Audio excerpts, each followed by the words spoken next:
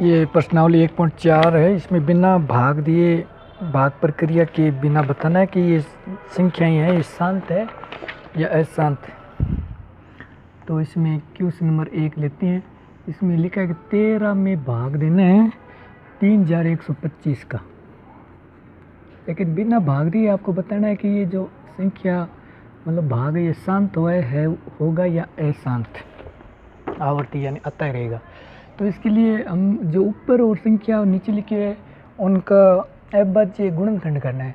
तो ऊपर तो एक ही संख्या है क्योंकि ये स्वयं ही अविभाज्य संख्या है, तो 13 का 13 लिखना है। नीचे 3125 का, तो इसका पहले अविभाज्य गुणनखंड करेंगे। तो 3125 का इसमें अविभाज्य संख्या होती है 2, 3, 5, 7, 11, 13, 17, 19, इस प्रकार 100 तक 25 संख्या अविभाज्य है।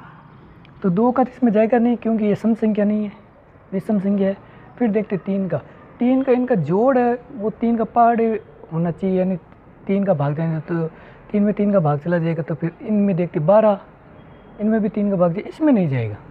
यानी 3, 4, 2, 6, 6, 5, 11, तो 11 में 3 का भाग जाता नहीं है, यानी कि 3 के पहाड़े में 11 नहीं आता है।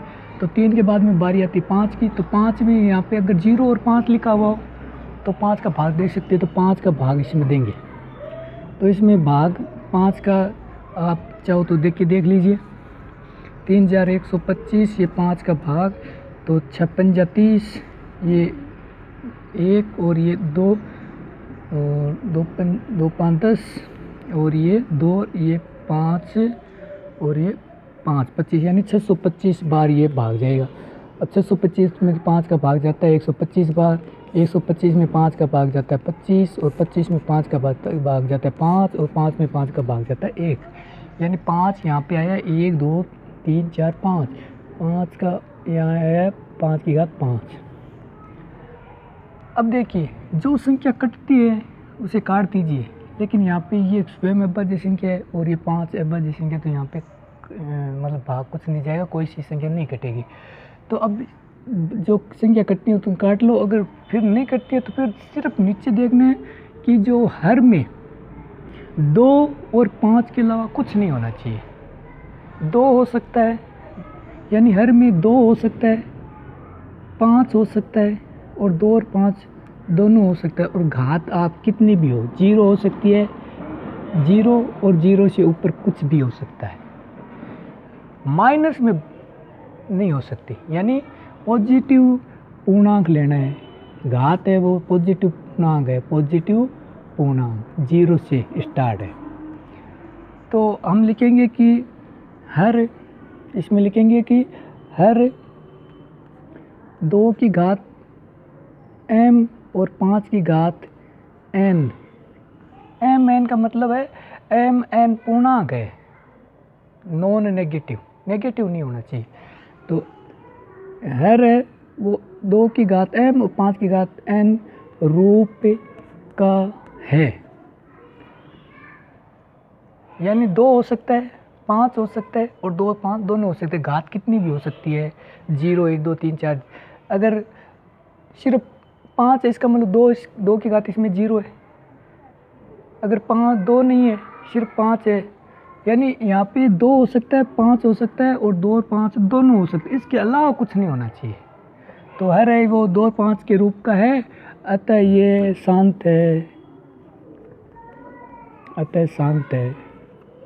इसी प्रकार मान लीजिए दूसरा क्वेश्चन लेते हैं, ये 17/8 का। सारे क्वेश्चन एक ही प्रकार के, ये 17/8। अब देखिए 17 स्वयं अविभाज्य संख्या है, तो 17 का तो 17 ही लिखना पड़ेगा, और 8 का है तो 8 का अविभाज्य गुण करके देख लीजिए। 2 का दिया 4, 4 का दिया 2, और 2 का दिया 2, यानी 2 की घात यहाँ पे आ गई है 3। अब जो कटता है उसे काट दो, नहीं कट रहा है तो देखिए कि जो हर है ये रब कार्य है सारा। जो हर है वो 2 हो सकता है, हर में 2 लिखा हो सकता है, या 5 लिखा हो सकता है, या 2 5 दोनों लिखा हो सकता है। घात कितनी भी हो सकती है, सिर्फ घात माइनस में नहीं हो सकती। तो हम लिखेंगे कि हर 2 की घात m और 5 की घात n रूप का है, अतः शांत है, प्रसार है वो शांत है। अब अगला क्वेश्चन देखते हैं, कोई अशांत प्रकृति का आएगा। ये 64/455 है। 64 बटे, अगला क्वेश्चन है ये तीसरा, 64/455। यानी अब 64 का देखिए, 64 का अभाज्य गुणनखंड करना है। इसको अभाज्य गुणनखंड बोलते हैं, तो इसका अभाज्य गुणनखंड हम करेंगे। और ये पहले थोड़ा साफ कर लेते हैं। अब देखिए ये 64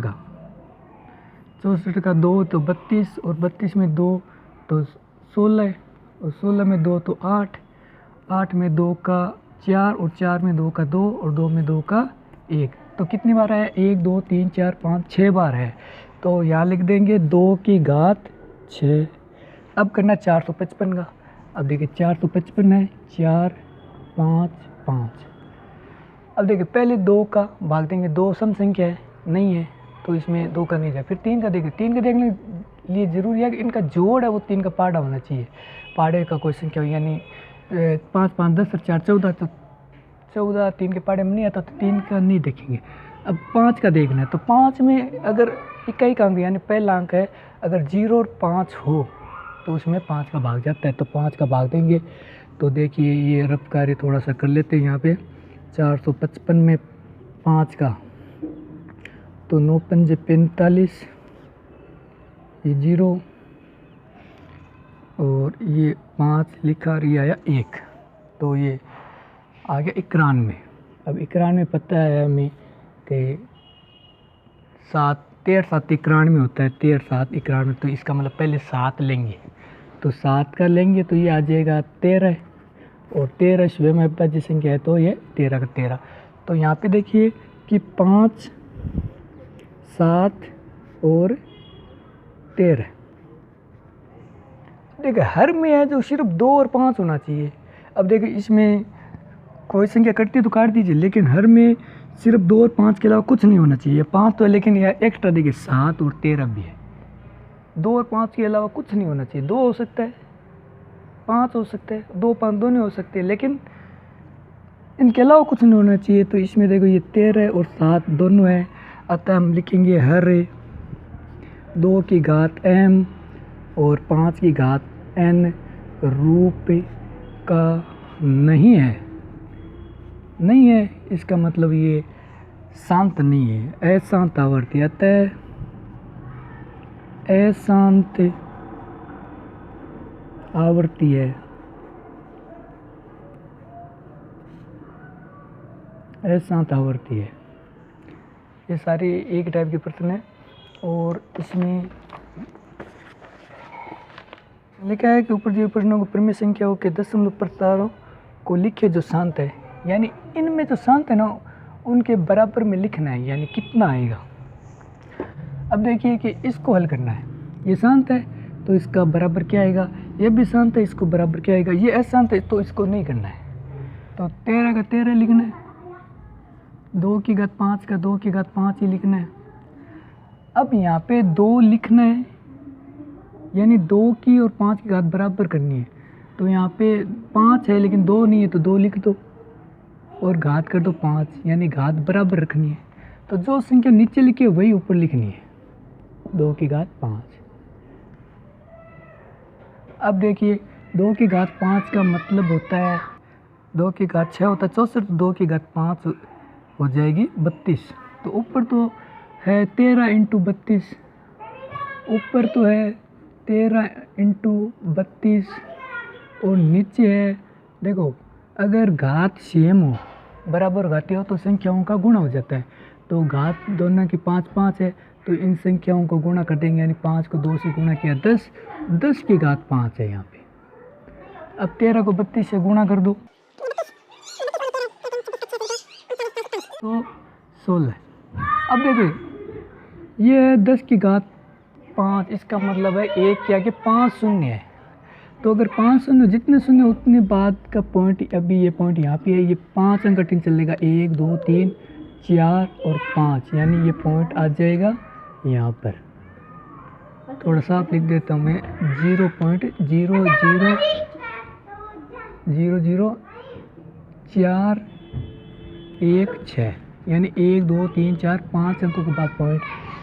इसी प्रकार इस पर्सन को भी कर सकते हैं, यानी ये 17 तो 17 है और घात इसमें 2 की घात 3 तो है, लेकिन यहाँ पे 5 की घात बराबर करनी है, यानी 5 की घात भी 3 कर देंगे तो ऊपर भी 5 की घात 3। तो ऊपर तो हो गए 17 इंटू 5 की घात 3 का मतलब है 125, और ये 5 को 2 से गुणा कर दो तो 10 और 10 की घात कर देनी है 3। अब 125 को 17 से गुणा करना है तो 125।